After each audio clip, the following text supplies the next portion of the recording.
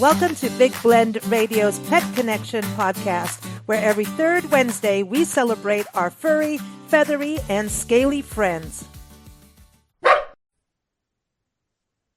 Hey everyone, welcome to today's Pet Connection show. Usually Angela Laws is with us, but she is on the road. You know, we both love to pet sit. She's a community manager of Trusted House Sitters.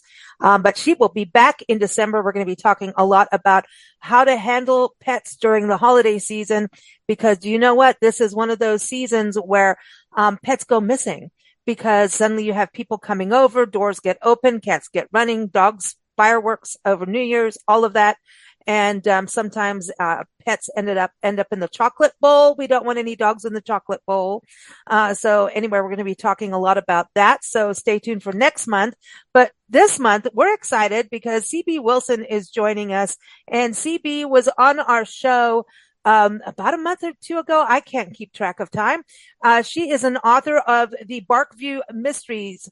And this is a great series. She's got 9 books so far, but another one's coming out in February.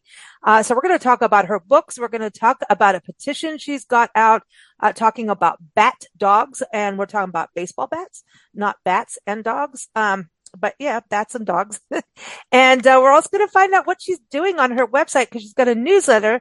She has a Bow Wow boutique. Yep. And she also has Bichon Biscuits. I don't even know if I'm pronouncing this right, but she's got dog recipes. So I think she's going to say no chocolate for the dogs as well. So welcome back to the show, CB. How are you? Doing fantastic. Thank you so much for having me. I always love to talk Barkview, or rather Barkview. Barkview. I know. Give us your best bark, right? That's so funny. Well, it's funny because I know that you're a member of the Tucson Sisters in Crime, and that's how you first came on the show. And it's, we've got Elaine Powers on that show, is like sometimes shows up with an iguana on her lap, and now you bring dogs. I mean, people don't always think of mysteries, and animals, but it's true. You have Barkview Mysteries. Do you want to give us an overview of the series? Because again, 9 books, that's a lot. Well, yes, it is. And there's many more to come. So many times I end up at events and people are asking me for their specific dog breed. And all I can say is so many dogs, not enough time, because there are. And each Barkview book is about an individual breed of dog. So it starts out with Cavaliers, Bichons. We have Doodles, so it's a Golden Doodle, Corgis, an Aussie, Australian Shepherd, Dachshunds, and also the Labrador. And of course, let me not forget the German Shepherd, all my Shepherd fans. Jack Russell, did we say Jack Russell? Because Jack Russell will let you know if you didn't. And that was the guy I forgot, so I'm already hearing it in the back of my head. Don't mess with the Jack Russells. Exactly. Well, the series is about a cat person who is trying to decide if there's a right dog for her. It takes place in the dog-friendliest city in America called Barkview. And it's a series of mysteries that are solved by using the traits of the dog. So the dog is involved in every single murder, actually in finding the culprit of every murder in the books. And it's their skills that help the heroine find the answers towards the end of the book. Oh, okay. That's cool. And so people are enjoying this. Obviously, if you've got 9, are they all dog people reading this? I mean, or do you have people that are dog lovers, but maybe don't have a dog in their life, but want to have that cozy feel? And then just there's the mystery lovers, right? So tell us about your audience. Well, I think it's all of the above. I have found in a contest that I did probably about 4 months ago that I asked, it was National Pet Day, and I asked everyone, all of my readers, to send in a picture of their pet, because we love in Barkview to honor everybody's pets, whether it be a holiday or just to make them honorary Barkview residents, so they can all be part of the whole Barkview experience. Cool. Anyway, what I discovered when I did the National Pet Day contest was that half of the entries were sent in were cats, which leads me to believe that there are many cat lovers that are also really enjoying the Barkview experience as well. That's interesting, huh? Well, a lot of us have both, cats and dogs, So, animal lovers are just animal lovers. Well, I want to let everyone know your website. So go to CB wilsonauthor.com, and the link is in the episode notes. What got you started on writing about dogs and mysteries together? Because even just reading, about your books, it seems like such a fun thing to write. I mean, talking about Barkview, it's like so fun because they're not bakeries, they're barkeries. There's pup scream shops instead of ice cream shops. The radio station is K-Dog. I mean, come on, it's fun to write stuff like that. And I think that makes people, just kind of get a creative, fun feeling. And I think in this day and age, we need some fun and some lightheartedness, even if it's a mystery, right? I agree with you entirely. I was inspired to write this. My mother inspired me. She had a Jack Russell Terrier. Yeah, back to the Jack. Yeah, my mom was a couch potato, still is. And the dog ran circles around us for a very long period of time. And what it really showed me was that there is a right dog for everybody. And it just kind of becomes learning what the breed is that fits best with your personality. With that in mind, that was the inspiration for Barkview and for the entire series, was to help educate people in a fun way about the different traits of the different dogs. Okay. I get asked often for, well, how come you don't do a mix of this and a mix of that together? Well, I will eventually do Mudded to Death, but nice. It becomes a little bit more complicated understanding what the traits of that dog is going to be versus going with, let's say, a Jack Russell. That Jack Russells tend to be a certain way. And we want to make sure that someone who decides to adopt a Jack Russell is ready to be for a very active dog. And what about writing? I mean, have you always been a writer, or like what got you into putting pen to paper, or should I say fingers to keys these days? Well, Lisa, you're going to laugh. I fell in love with Nancy Drew books at a young age. I think I read every single one of them. And I adored them. The problem was I kept rewriting the endings. So I had to write my own series at some point, and it took me a long time to find my voice, to figure out that I really wanted to write about dogs who are wonderful characters. If you think about putting a dog in a book and how helpful they are to the heroine, it's just a really wonderful fit. And dogs are so smart. I mean, they really are. People, think, they're so loyal, they're smart, they sniff at things that we wouldn't look at. I always talk about that they really read the neighborhood newspaper when they go on a walkies. There's territorial stuff, sure, but it's interesting how they smell to get around, and know what's going on. And then when it rains, it's like, oh man, it's like a fresh new book has to come out, for them to read. I love it. Well, it's interesting that you say that. I'm working on a new series now called Diamond Dogs. And this particular series uses the dog's sense of smell to actually find diamonds in the ground. And this is a real thing, which I was shocked about. That, and they say perhaps it's the carbon that the dog is smelling, but they can smell 100 feet in the ground and find it. Cool. Cool. I'm so excited about this because it's something I think that it's called an OR dog, O-R-E, and then dog. Yeah. And it's just a fascinating concept to me. And I said, wow, wouldn't that be fun? Of course, this is going to be a dachshund because it just sort of makes sense for a little dog low to the ground to be part of that.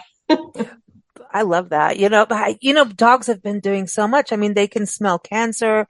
They can smell drugs coming over the border, stuff like that. I mean, look at what they do, search and rescue, how they're canine companions. I mean, bombs. I mean, you name it. It's actually pretty incredible how much they have done for us humans. And a lot of it, like you're saying, through that sense of smell.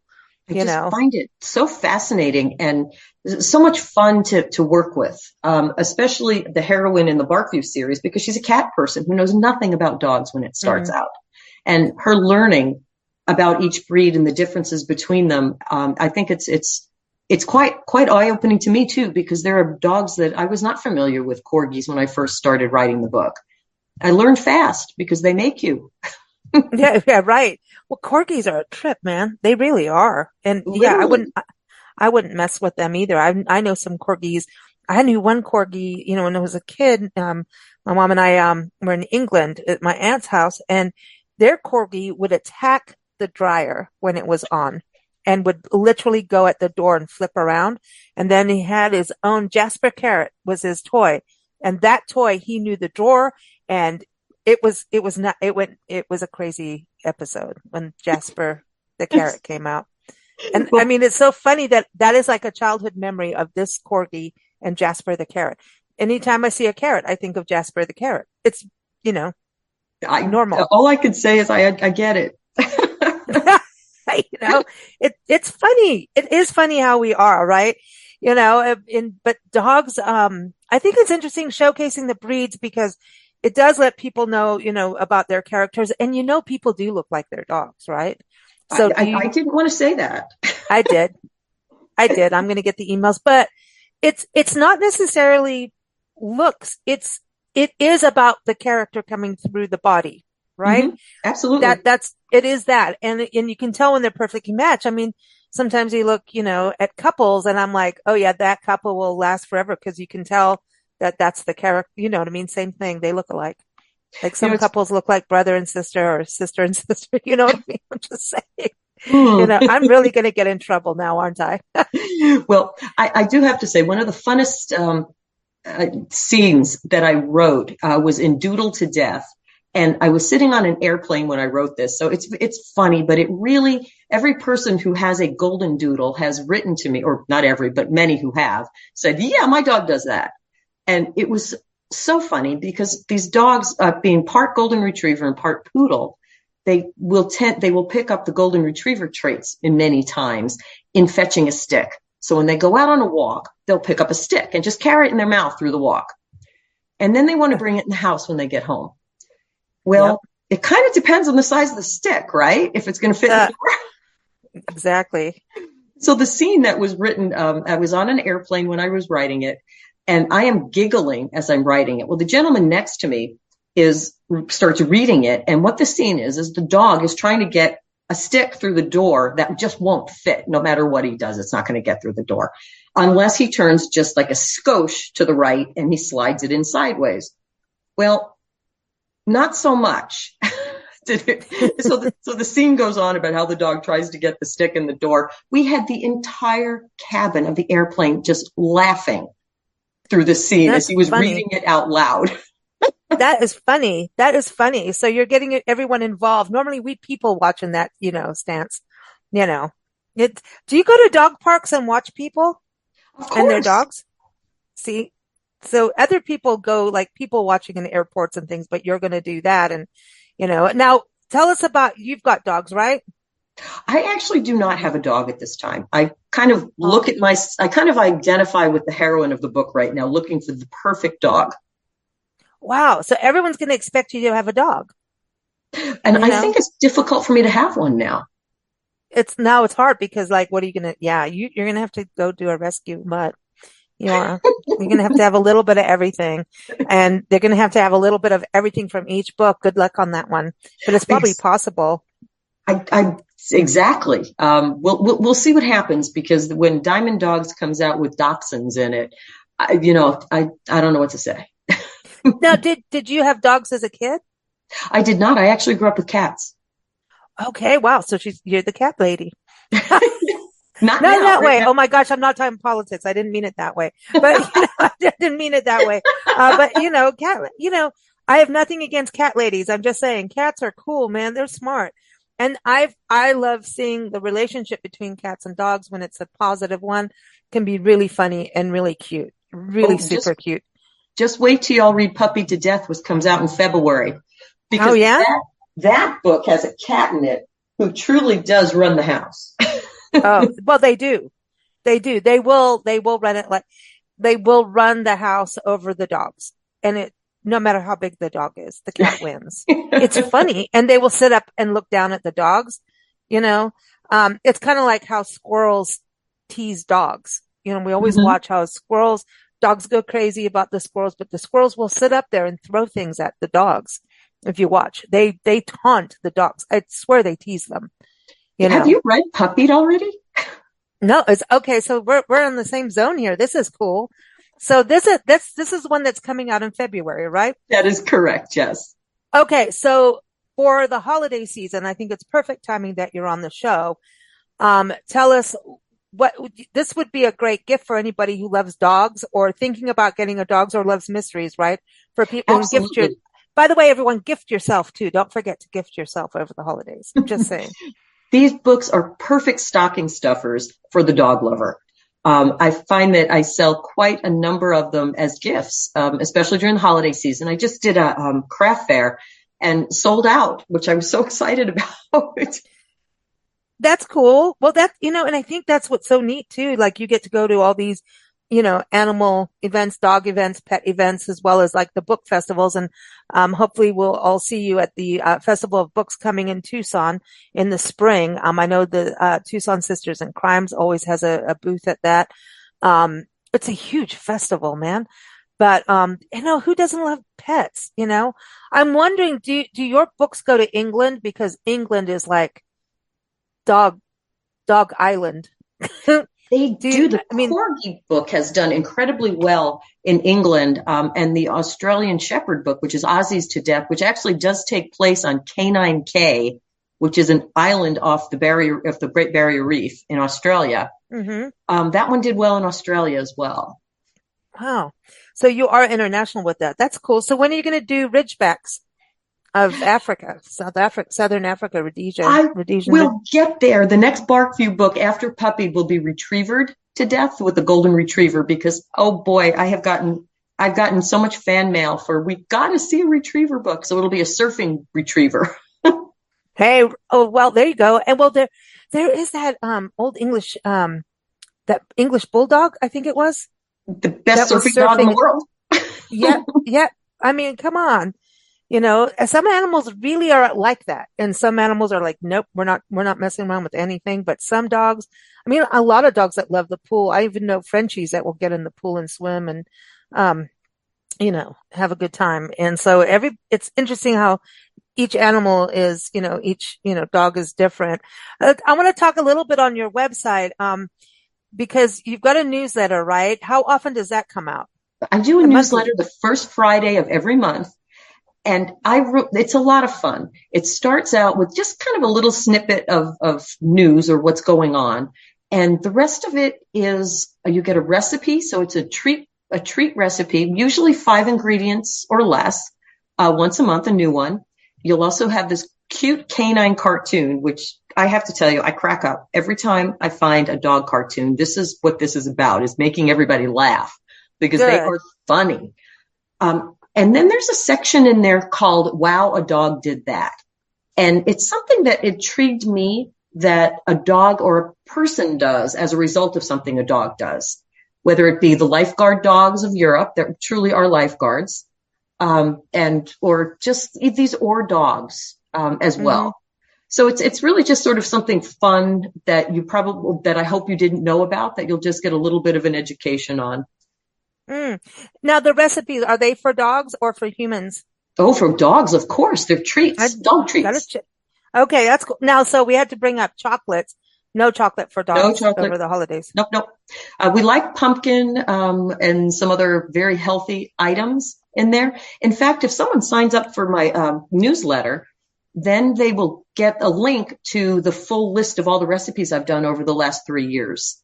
See, now that's cool, because I think we should incorporate that for the holidays with your dogs.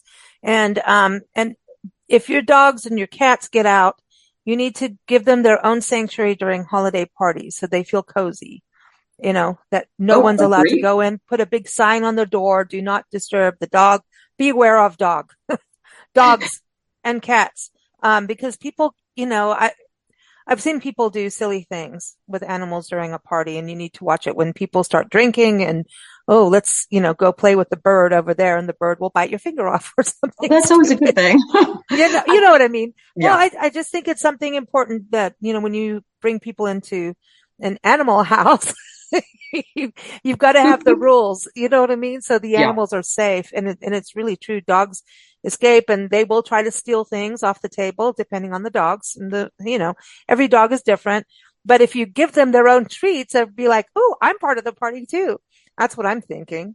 Why should they be left out of Thanksgiving when you're having pumpkin pie? I'm absolutely agreeing. The cartoon that I did this month for the newsletter made me laugh. It's the dog stealing the turkey off the table.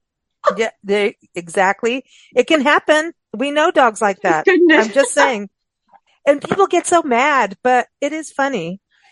I don't know. I find it funny when dogs do things, I but, agree. but if you've been working on that turkey all night and day, or you may not find that too funny. And don't let the dogs eat the turkey bone. Don't do that. Just saying. You're the pizza if that happens. I know exactly, exactly. Well, if that's a good excuse for pizza, Exactly. I'm in. I'm in with your books. This is cool. But how fun. How fun. Because I think, dog lovers love their dogs. And, that's what we do, every day. We're at a different place with a different pet, which becomes a family member. And you fall in love with each animal as you try, do this trusted house sitter gig of going across the country or around the world. Some people do this around the world, and you really do connect with these animals. They become part of your family. We keep going and seeing the same ones over and over, and they're family, they're friends. And it's so funny because, the pet parents will leave, especially once they know you. The first time they may mess with you like a kid will with their babysitter. You Mm-hmm. know how kids do that to the babysitter, especially the first day or the first sit. A kid Mm-hmm. will test out the babysitter. Well, that happens to us as pet sitters. And then as they know you, and you have to realize that they're going to mess with you. They're going to see, do you know feeding time? Can I get an extra treat? Can I get on the couch that I'm not supposed to be on? They will try it all. They will. Some are very, very well behaved and don't do that, but some, and it's interesting to watch. And that's why you have to have good connections, conversations with the pet parents and get the lowdown. And, it's, funny because once you get to know the dogs and the cats and I mean, donkeys, all of it, they know you, you know them, and you have this other communication with like a dog language, right? With the dogs, since we're talking dogs here, you have a dog language and you talk to them in a completely different voice, not a baby voice necessarily. Though Nancy, my mom tends to talk to cats with a baby voice. It's very interesting. How she does that. She gets squeaky kitty voice sometimes for squeaky kitties. Um, but they will, sometimes look at you like, okay, pet parents are gone. What are we doing? Let's go out in the yard. Let's play. I know you like to play. Let's go. They give you this look like a kid, like, all right, let's go. The parents are gone. What can we do? You know what I mean? It's really funny because they are like kids in a way. You That's what are we've experienced. inspiring me. Oh, I think you've got to do some pet sitting stuff in there. I've got all kinds of Absolutely stories. inspiring me. We were talking about this on a show once with a mystery writer, and she really kills people off brutally. And then we were talking about like, hey, there's all kinds of stories you could do with pet sitting in different places around the world, but yeah, the animals do this communication. They look at you, they know, are you going to give me the extra treat just because you're here to make sure I'm not, grieving because my parents are gone? They mess with you. They mess with you and then they get to know you really well. It's a special thing. And, yeah, I think you need to do a pet sitting thing in there. I think You there's do. going to be one in the future for sure.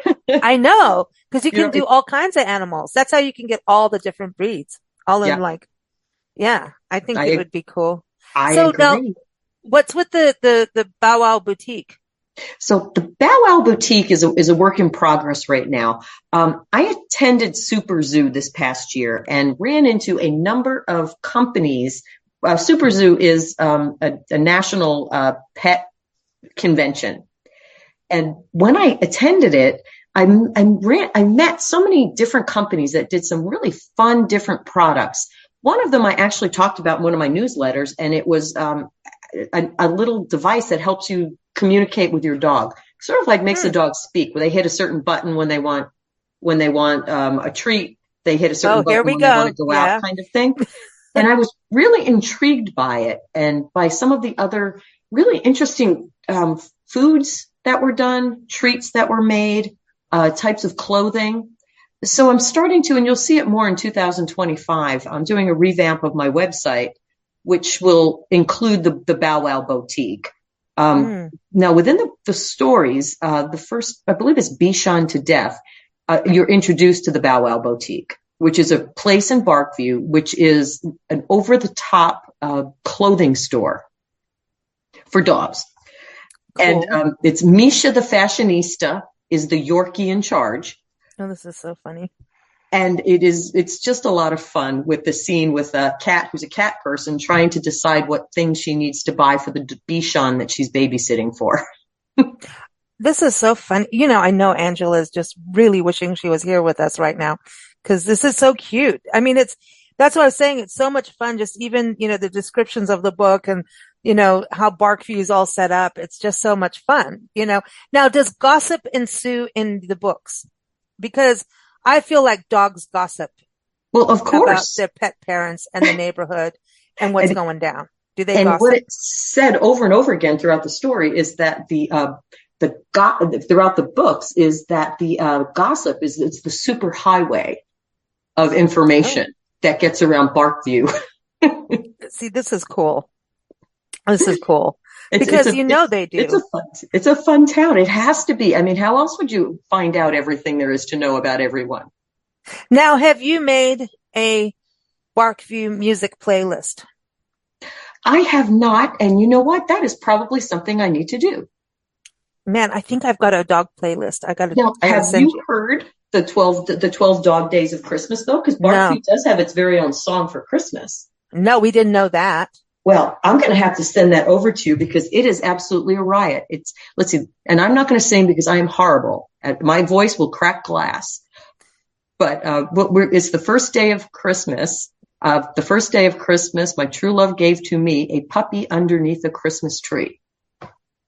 And that's how it starts and goes all the way up Uh-huh. to the 12 days of the 12 days of Christmas with different breeds of dogs. Oh, that's fun. That is fun. I mean, you've got to have music involved. And, they do, we pet sit, these beautiful collies.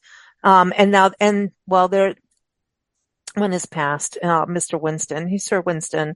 And there's Mia, and then there's Gussie Bucket, and then they've got a new little doggy in there, and she's a crack up. Yeah, fun, fun, fun. But we were stuck in the snow in Wisconsin for 5 weeks Oh, with the dogs. Well, no, I mean there was some nice days, but like I didn't know anything about snow like that, and I learned how to do driveways and all that, and I also learned what yellow snow and how it really freezes over. It's a whole other deal. Like it is interesting how you can get, I,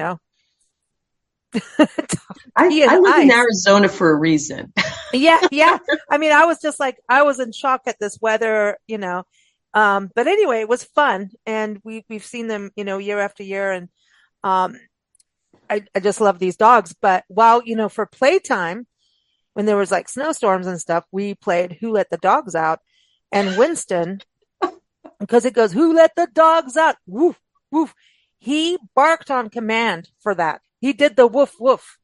He did it like on time. And they got to know the song every morning. They had this playtime. Dogs have their routines, and they had their morning playtime. Everybody's all rambunctious. So we started playing that song. And as soon as we played that, they knew it's party time. Let's play. And they started to bark on the woof woof part of Who Let the Dogs Out. And I filmed It's it so too. funny. It's crazy, right? I mean, it was like, and he's since gone, but he really did. I mean, they knew as soon as he put that song on, they knew. And when we returned the next time, I think it was spring, and then we realized why the snow was there because it was gorgeous. Oh my gosh. I think we've been there every season now. Yeah. Cause it was May. Then we went in fall. It was gorgeous. I mean, it was gorgeous, but we'd put that song on and everybody would get information to play. It's I think crazy. that's great. They do. They like music. Animals know. And it was so funny. So, I think that, the dog days of Christmas is cool. That's cool. I like that. I think a song, I just think you got to add a song now to your newsletter because it seems like you're doing a lot for your fans of your books, which is great for them to get something fun like recipes and cartoons. Very cool stuff. I did want to really get into the bat dogs. You've got a petition out there, and let's just start with bat dogs because you were talking about like the ore dogs, and there's all these different dogs that do things. Tell us a little bit about the bat dogs. I had no clue about this until you brought this to my attention. dogs are real dogs in baseball where they replace bat boys. There are 18 of them in the minor leagues. And at this point, Major League Baseball has not called any of them up to Major League Baseball. They're only in the minor leagues. These dogs are fantastic. So the hitter hits the ball and they train, they run out, bring the bats back. And they are such fan favorites. I can't believe it. I've pitched a series of the Bat Dog books right now to a publisher, and I'm hoping that they pick them up because I would really like to write about Ripken the Bat Dog, his very own book, where it takes place in Durham, North Carolina, with some of the really cool historic secrets that are in Raleigh, Durham at this time. That was fun. Now Labrador to Death is about a bat dog that comes to Barkview. And I enjoyed it. I really enjoyed writing that book because the dogs are well trained and spot on perfect on the baseball field. But boy, they're dogs when you take them off the field. And I just thought that was so great. So here's Ripken the Bat Dog, who is a highly decorated, very professional athlete. No other way to phrase it. You take his little uniform off him, and he's the dog that steals the hot dogs from the kids in the stands. Oh, yeah, exactly. Here's a crowd favorite, but then he's naughty at home, or let's go to the stands and get the hot dogs. But this is what's interesting because they're playing fetch, and we know labs love to play fetch. Retrievers, labs, all of them, they'll do it all day long if you let them. And it's fun. I love dogs like that. I'll play with them in the yard all day long too. I'm kind of dingbat that way. I'm like, let's play. They know that that's now a job, but it's something they really enjoy, right? That's what they say. Even dogs that are always, for search and rescue that will always keep going for the ball over and over and over again. Some spaniels are really good at that too, are really good search and rescue dogs because to them, it's a game. If they're into it, they're hunting dogs too, so they'll go for it. Like dachshunds that you were talking about are hunting dogs. Their sniffers are good. So is that what it's like for these dogs? It's like they know they're working, but at the same time, this is part of who they are to enjoy themselves. Oh, absolutely. I think that is the only way it works. I mean, one of the things I think I learned is that not all dogs, even from the same litter, can do the job as well as certain other dogs can. So it really is that love of the game that gets the dog out every day. Wow. They don't understand the whole thing, but they know it's play. It's exactly. Playtime. Exactly. Huh. I wonder how that started. Like, I think, what the owner of what Ripken's owner told me is that, when he was a puppy, that they would throw a stick out and the dog would just run and get it all day long, never would stop, just loved it. Right. And then they got him, because he was so small, like a little baby bat and threw it out. And he brought that back too. And then they got a little bit bigger bat as he got a little bit older. And, it was just something that he was really inclined to do, enjoyed it, and is focused on it. And if you think about a baseball stadium and a dog, they're in the Durham Bull Stadium, they have 10,000 people in there cheering. That is very distracting for anybody to be able to run out, get the bat, and come back. Well, this dog is spot on perfect. He does not make a mistake, which is hard to believe if you think about it. I mean, I've seen other bat dogs out, and I've interviewed probably about 6 or 7 of them now at this point. And some are hit and miss. Some are, they do it right most of the time, but they will periodically run around the bases too. Well, that's interesting, huh? How they really get. Well, I mean, there's so many dogs that go in those competitions too, and some of them really love it, just like horses. Some horses do not want to do show jumping, even if they would be good at it. Then they're not going to be good at it because they don't want to. You know what I mean? It's like when we lived in South Africa, I had like the rescue horse that was abused, and it was carrot, carrot, carrot, carrot, patience, patience, patience, carrot, love, love, love, love, love, love, love, love, love. And it didn't matter if she wanted to do what, if she wanted to jump, she would, but we didn't push her to do anything. And we just wanted her to have a good home. And for me as a kid, it was a project, and I love my horse Cinnabar. She will always Mhm. be part of my life, you know. But Nancy also had a horse that was going literally to retire. His name was Surtees, and he was a Flemish cart horse. He Ooh. was named after Surtees, race cart driver. This horse apparently was massive in show jumping and everything. So we went to like the horse club, which we called the Mink and Manure set at because it was with this club that we belonged to. And we all got in trouble because we talked to our horses. You weren't supposed to do dressage and talk to your horses. You're not supposed to do this and that. And of course, we were just having fun. Well, so my mom Nancy goes to do the show jumping thing just to do it, right? And learn and all of that. Well, he did it in, I mean, you're talking, I think it was like 18 hands, like eight. He was It's huge, big. massive horse. He did it in record time and he loved it. He Hmm. loved it. He finished it. And once they called time and he won and everything, he went and did the course backwards because you have to do it in a specific routine, Hmm. right? And he Hmm. did it in backwards and was like, and Nancy couldn't, like, he's doing it and that's that. He loved it. And we put, jumps up in their paddock or corral, as you'd say here. And it was to get, Cinnabar used to it because she was owned by a guy who was using polo and he beat her up with polo sticks Hmm. and did horrible things to her. But we put him there for him to feel like nostalgic and we were trying to learn and do all kinds of things, you know, but also for her to feel more relaxed about things like that. And he would just, if you played Bruce Springsteen, this horse heard Bruce Spring, I don't know what it is, but got out there in his paddock and would just run around and start doing all the jumps. He loved it. And he would do it in a routine and then in reverse again. Same thing, just on his Wow. own. And he also knew how to open up every paddock gate, no matter what you did. And one day he opened the front door and went into the house. It was Okay. like, No, no, no horses in the house. no, I know it was scary because we had a little Chihuahua, not a Chihuahua, miniature Pomeranian, but she was like a Chihuahua. And she came right, I mean, Minnie was crazy. You go like dog and horse in the house was not good, but he knew how to open up doors. He knew how to, he was the smartest horse. And so some animals really are just like that, right? Like people. Everyone's different. Yep, And they so are. yeah, that kind of love for the game, like you say, I get that. His Surtees was like that. You know, I wouldn't think so, but so tell us about the petition for the bat dogs. Well, what I did was I did a petition, and I would love to get these dogs called up to the major leagues, to send a petition to Major League Baseball saying, "Come on, there's a lot of us who are behind this. Let's see if we can give these dogs a chance at the big leagues." So it's just a petition to sign your name next to. There's nothing that you're signing up for or anything with it. It's just your name going to Major League Baseball to say, "Hey, we want these dogs to get a chance."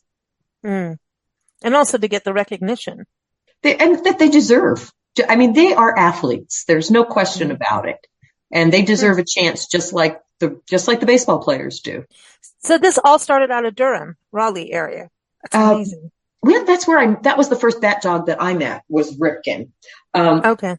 I think that there were bat dogs in the past in Trenton, New Jersey. They have 4 generations of bat dogs that date back until the early 2000s. So they're on their 4th generation golden retriever now that is also a bat dog. Wow. Wow. Yeah, because we go to Durham all the time.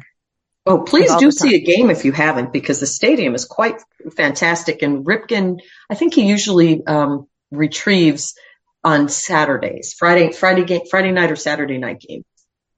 Wow. I will go to a game just to see the dogs. I have no clue about sports at all. Nothing. Well, Nothing. interestingly enough, what you'll find is that as you're waiting for Ripken to go to work, everybody is patiently sitting in the stands waiting for a hit. The batter hits the ball and everybody will cheer, "Yay, great job." Ripken goes out and everybody stands up and does the Ripken chant, which is No way. Ripken, Ripken. I mean, it's So he like the knows. stadium blows up. Wow. Wow. So you got to experience that and see it. I did, yes, and I was very fortunate to be on the field with Ripken while he was there. He is quite the ambassador, after he's done fetching bats he'll usually fetches about 4 innings. And then it takes 3 innings for him to get off the field because he's crowded with fans who want baseball cards signed, Ripken cards signed, and pictures with him. And it's really quite wonderful to see.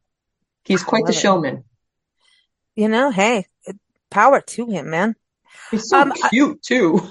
So much fun. I mean, this is just a fun thing for dog lovers. Everyone, if you go to cbwilsonauthor.com, get to know her there. Obviously, Amazon, all those places, but sign up for the newsletter too. I was going to say, with all, you've got 9 books. You got the 10th book coming out, next, February, March. So everyone can watch for that and pre-order too. But, it doesn't seem like people have to read 1 through 8 or 9 to get in. They could pick up any book, right, that they want. Like if someone has an Aussie, you could go and send them that. Or if they have a Bichon, you could give them the Bichon book, right? Or should everybody get all of them or from the beginning to the end? I would love everybody to get all of them from the beginning to the end. But no, truly, you can, if someone is an absolute dachshund lover, that is the Christmas book. And it is adorable. It's about a gingerbread doghouse competition where the bakers are making a gingerbread doghouse that a dachshund has to fit inside. Oh my gosh. Okay. Well, there you go. And that's a cute Christmas book. Awesome. That's fun. That's cute. I love dachshunds. Well, I love all of them. I really do. I love all of them. Like, we have the best life, running around and playing with animals across the country. And, we got to go around the world with it. Why not? But you get to write about them too and get into all their characteristics, right, of the breed and their quirks and all of that and build the characters from that too. Do you go out and, meet the different breeds before you write the books and during writing the books? Yes. In fact, a cute story. I wanted to write a story that took using an Aussie in it. And I was kind of hesitating a little on how to do it because I really didn't have a lot of experience with Aussies.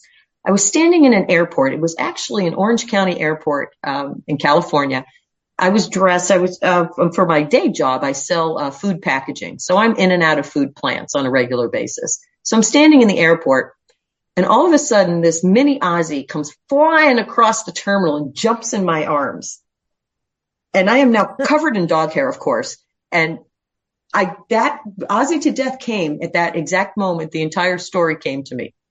So wow. The inspiration struck as I'm covered in dog hair in an airport, knowing that I'm going to get shot when I go to work.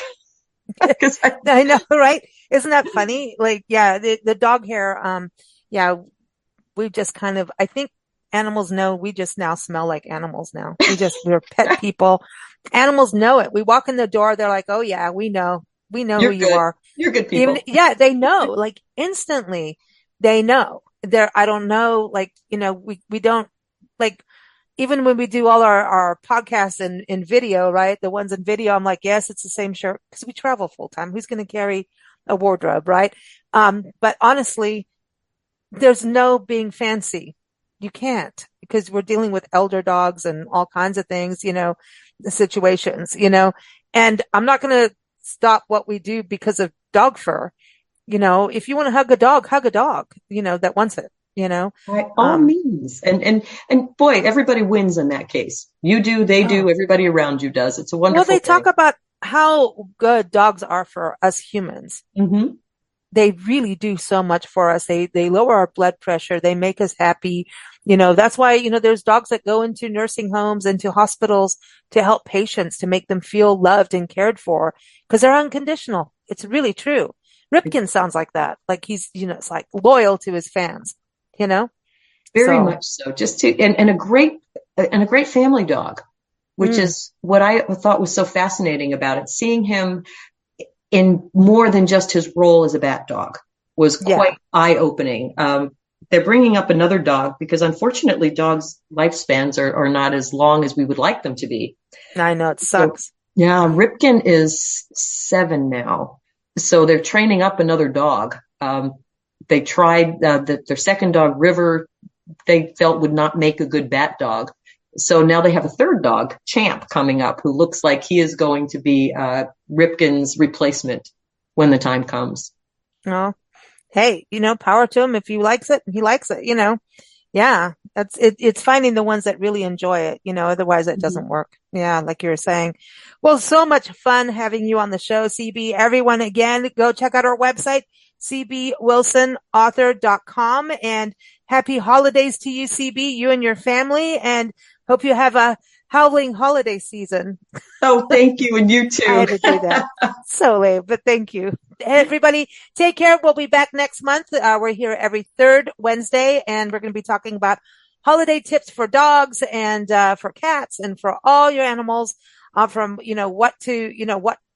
watch out for those Christmas trees and cats, right? Anyway, thanks so much. Take care. Thanks for joining us here on Big Blend Radio's Pet Connection podcast. New episodes air every third Wednesday. Keep up with us at bigblendradio.com and learn more about the world of pet sitting at trustedhousesitters.com.